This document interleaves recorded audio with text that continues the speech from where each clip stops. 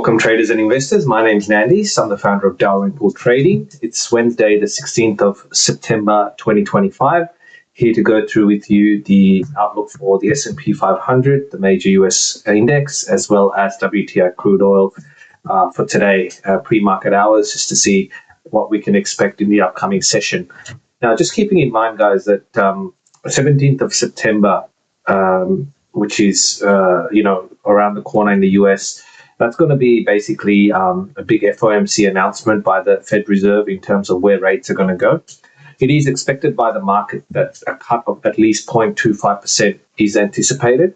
However, there is also the possibility of a 0.50. In saying that, the analysts are forecasting the likelihood of a half a point cut is unlikely, but it is still possible given the weak job numbers that have come out in the US.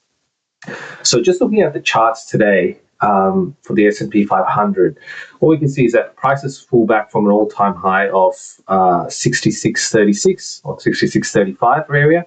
We pull back, and now we're finding weakness here again. This, again, is a small correction in a longer uptrend, right? Now, this has been very extended since in the start of the month, since 6th of September. We'll be just going up and up and up.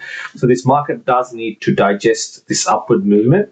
So I am anticipating a pullback to the downside, even if the rates announcement is positive in the sense that they do cut rates. We should see the market push higher. Reason for that being that when rates are cut, there's more liquidity in the market, which then automatically prompts this sort of eternal bubble that's currently happening in the US markets just to continue to go up higher and higher.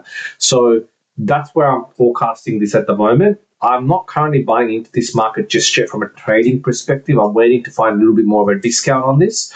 So where prices are at the moment, I want to see if it pulls back a little bit further, possibly down to that, sort of 6,600 level. If it's a major correction, we might even see it down to 65.60, but I probably don't think we will get down to those levels. Most likely we should see some sort of resistance or some support there at 6,600 level, which is a bit of a pullback that's left to go. Once it reaches that level or slightly a bit below, then I'll be looking to buy into the market to push it up higher. I won't be trading this market during the FOMC announcement. I sort of want to see where it heads, and then from there, just trade the fade or follow through with wherever it's going to go. But at the moment, it's still very much a bull trend. I wouldn't be shorting this market. It's every opportunity to buy at a discount. That's what we're looking at with the right risk to reward ratio in play.